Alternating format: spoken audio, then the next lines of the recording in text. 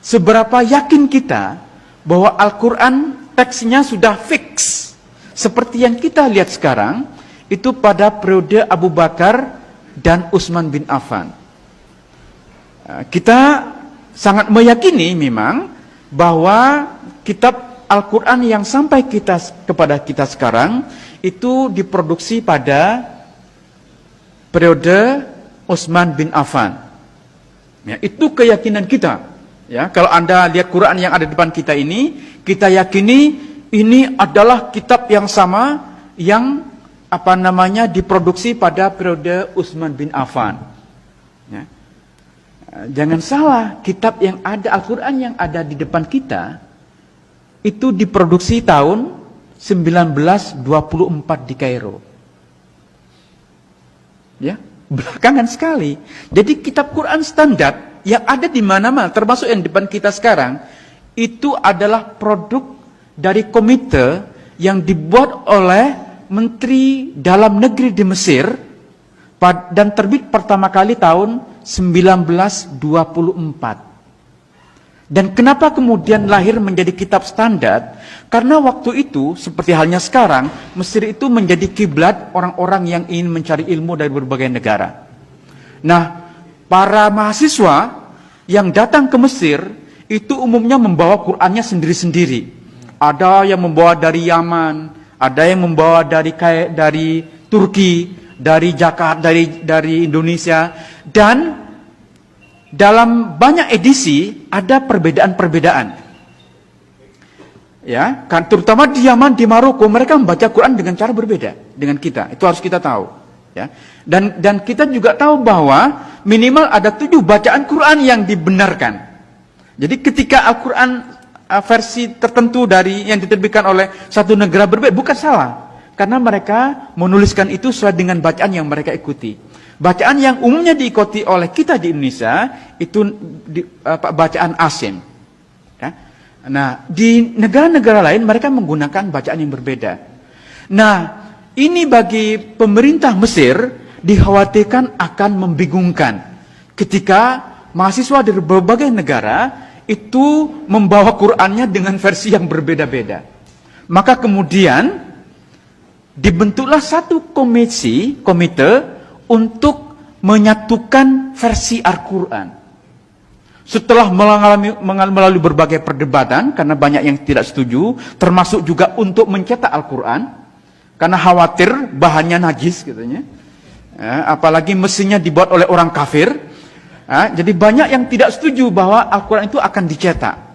Tetapi walaupun ada banyak penolakan, komite yang dibentuk oleh Kementerian Dalam Negeri di Mesir berhasil menerbitkan pertama kali tahun 1924.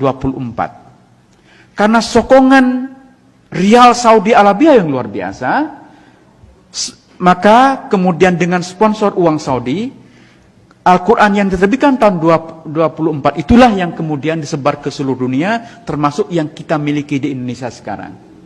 Jadi Al-Quran standar yang kita miliki itu produk tahun 1924. Ya.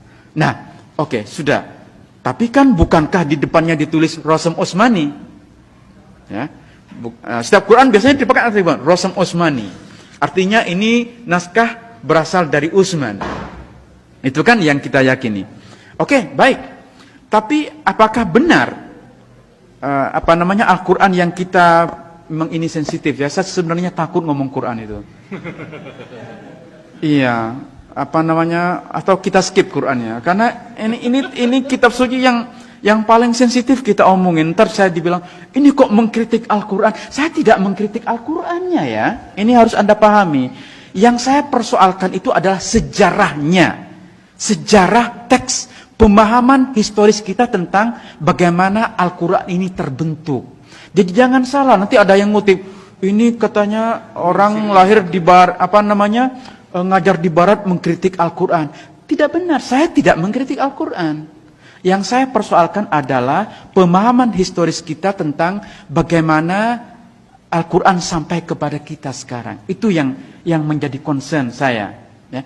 Jadi seperti halnya kitab-kitab suci agama lain, Al-Quran pun sebenarnya formasinya atau kanonisasinya menjadi kitab yang ada sekarang itu terjadi secara gradual.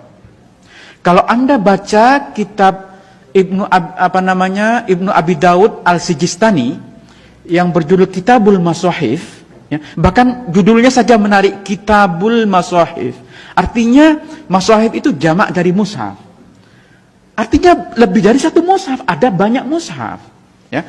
Nah, Al-Sijistani ini bercerita tentang inisiatif dari khalifah kelima dari Bani Umayyah, namanya Abdul Malik bin Marwan. Jadi Abdul Malik bin Marwan, khalifah kelima dari Bani Umayyah, bersama gubernurnya di Irak bernama Hajjaj bin Yusuf, mereka berdua membentuk satu komite untuk mengedit Al-Quran. Coba bayangkan, proses editing Al-Quran itu masih terjadi pada masa Abdul Malik bin Marwan. Dan di antara anggota komite yang dibentuk oleh Abdul Malik bin Marwan ini, mereka berjumlah 6 orang, itu terjadi perdebatan tentang bagaimana ini dibaca, apa yang perlu dimasukkan, apa yang tidak dimasukkan. Ya memang, ya ini kitab suci kita ya, masa iya Quran diedit gitu. Terus apa bahasa yang lebih sopan kira-kira? Mengedit Al-Quran itu kan berat sekali ya. Saya paham, Anda pasti susah menerima ini ya. Paham Tetapi gini lah, ulama-ulama awal itu masih berdebat tentang apa yang perlu dimasukkan, apa yang dihilangkan, apa yang salah, apa yang benar.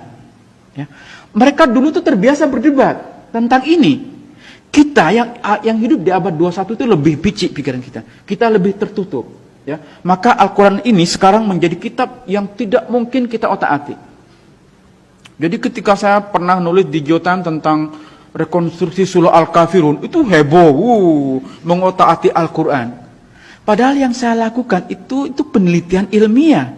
Itu berdasarkan teks-teks kuno Al-Quran yang sekarang ditemukan di berbagai belahan dunia.